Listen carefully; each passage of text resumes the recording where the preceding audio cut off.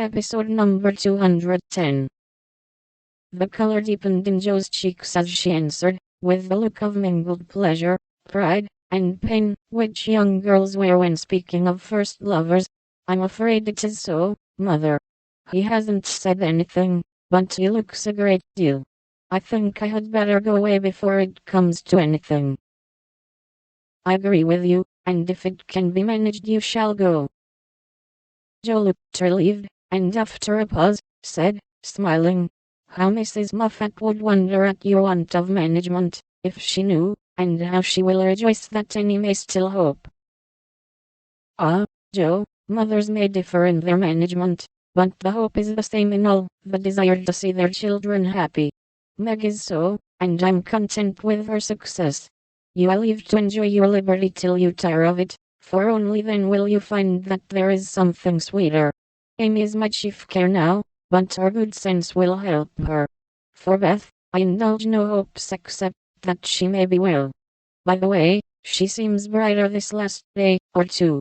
Have you spoken to her? Yes, she owned she had had trouble, and promised to tell me by and by. I said no more, for I think I know it, and Joe told her little story. Mrs. March shook her head, and did not take so romantic a view of the case, but looked grave, and repeated her opinion that for Laurie's sake Joe should go away for time. Let us say nothing about it to him till the plan is settled, then I'll run away before he can collect his wits, and be tragic.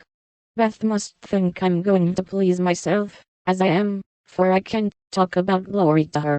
But she can pet and comfort him after I'm gone, and so cure him of this romantic notion. He's been through so many little trials of the sort, he's used to it, and will soon get over his lovelornity.